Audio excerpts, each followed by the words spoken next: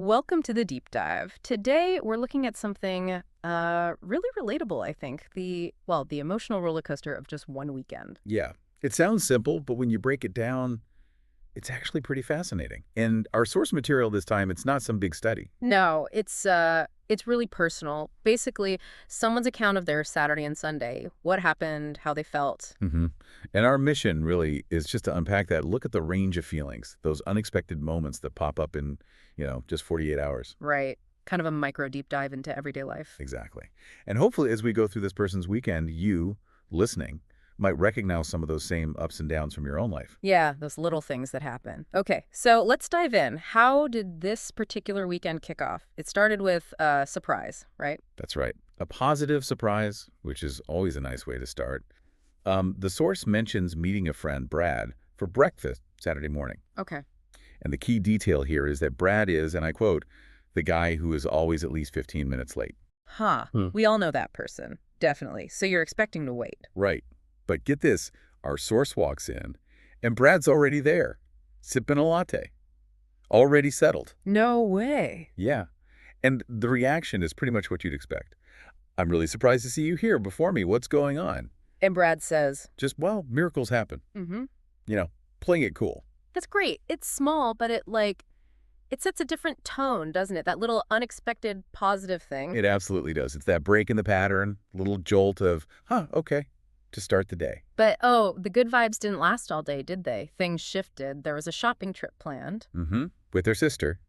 They were looking for a gift for a cousin, and they decided to check out this new boutique. One that looked amazing online, I gather. That's the one. You know how it is. You see the pictures, you read the hype. Yeah, you build it up in your head. Exactly. But the reality, the source just says, what a letdown. Oof, what went wrong? Well, apparently the clothes looked cheap. The staff weren't very helpful. Kind of rude, actually. Oh, dear. And everything was overpriced. Just like the trifecta of boutique disappointment. Yeah, that sounds pretty bad. And you can really feel the shared deflation. The source apparently said to the sister, this place is so disappointing. I can't believe people left good reviews. Right. You feel almost betrayed by the good reviews sometimes. Totally. And the sister agreed, saying something like, I expected way more. This whole trip feels like a waste of time. That waste of time feeling, that adds another layer of annoyance, doesn't it? It's not just bad, it's pointless. It really is. That gap between the glossy online promise and the, well, grubby reality. It's a specific kind of disappointment, I think. Yeah, definitely. And speaking of things feeling like a waste of time, the afternoon brought some less than welcome intrusions. Work emails on a Saturday afternoon. The classic weekend intrusion. What was the issue? Well, the source's manager emailed asking about a report that the source says they had already submitted twice. Oh no, not that. That is infuriating. Right. You can almost hear the internal monologue. How annoying is that? Doesn't anyone check their inbox? Totally. Did they say anything? Well, they replied politely, professionally, but apparently they also said out loud, I'm getting really annoyed with this. Can't blame them. And the source notes it wasn't the first time either. It was becoming frustrating. It just taps into that common workplace thing, doesn't it? Yeah. Inefficiency, feeling like you're not being heard or like people just aren't paying attention. Yeah, that sort of organizational friction, it really grates on you after a while. So, okay, we've had surprise, disappointment, annoyance. The emotional trajectory is a bit downward there. It seems that way. But then Saturday evening rolls around and things shift again. Dinner with friends. Ah, okay. A chance to reset. Who was it with? Old university friends. And the source mentions there was a lot to catch up on, that comfortable feeling you get with people you've known a long time. Nice. Was there a specific moment that stood out? Definitely. It sounds like one friend, Jake, told a story about getting locked out of his house while wearing his pajamas. Oh, brilliant. That's instant story gold. Apparently so.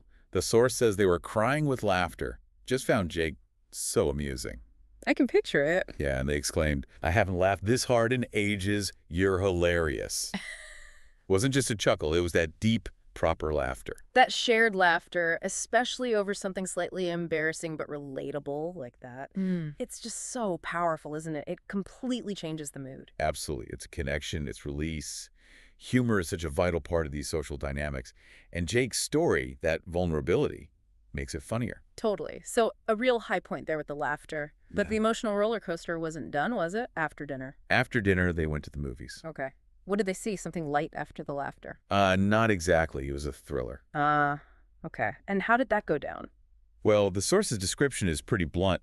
Honestly, it was terrifying. Really? Yeah. Not intense. Apparently, yes.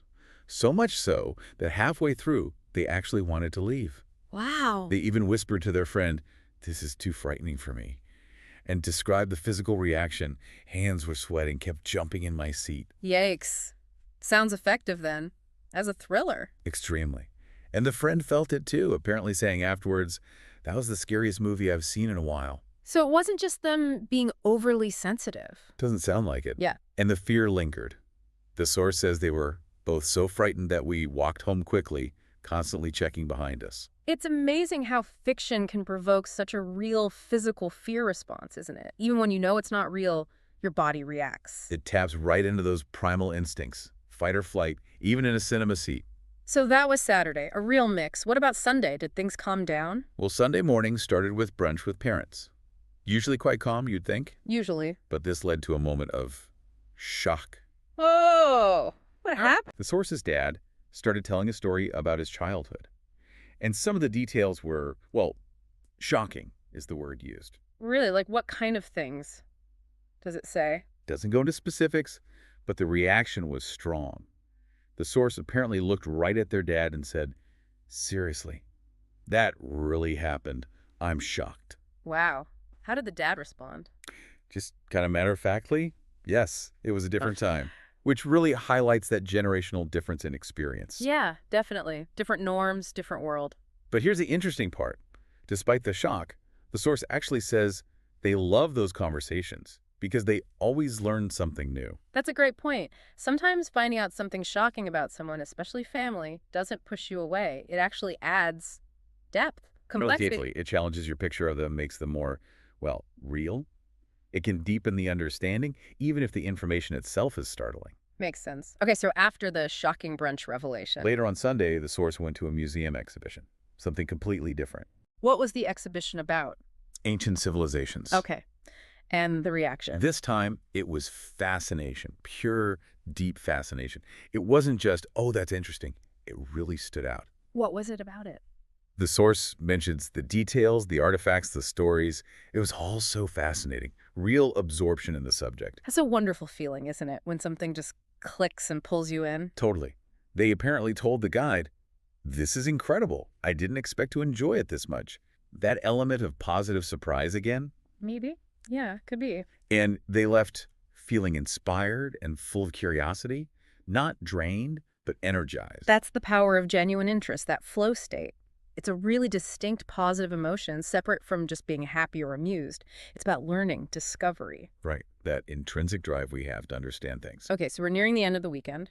We've had surprise, disappointment, annoyance, amusement, terror, shock, fascination. Surely that's it. Almost. There was one final little emotional blip. Something embarrassing. Ugh, the classic awkward moment to round things off. What happened? Sunday evening, video calling a friend, and the source was eating a banana at the time. Okay, perfectly normal. Where's this going? Well, they didn't realize a bit of banana had gotten stuck on their face. Oh no, the worst. Until? Until the friend on the call pointed it out laughing, saying, "You've got something on your cheek." Oh, the mortification. What was the reaction? Exactly what you'd expect. Looking at the camera preview, seeing it, face going red and exclaiming, "Oh no, how embarrassing." That sudden heat wanting the ground to swallow you up. Been there. We've all been there with something. But crucially, what happened next? They both laughed for 5 minutes straight. Right. That's the key. The shared laughter afterwards turns it from pure cringe into something funny, a shared moment. Exactly. Embarrassment is horrid in the moment, but it often becomes a bonding experience, especially with friends. It's a reminder, not to take ourselves too seriously. That shared vulnerability. So true. Okay, so looking back at this whole weekend, wow, what a ride. It really is quite the spectrum, isn't it? Surprise, disappointment, annoyance, huge laughter, genuine fear, shock, fascination, and then embarrassment. The source sums it up perfectly. I feel like I've been through every emotion possible in just 2 days. Mm-hmm.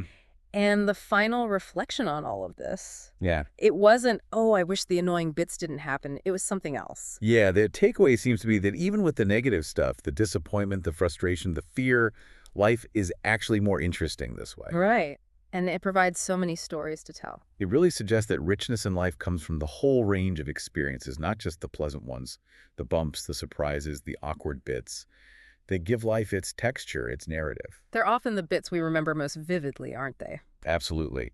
This whole dive into just 2 days really shows how much emotional complexity is packed into our ordinary lives, often changing hour by hour. Makes you think about your own last weekend, maybe. Definitely does.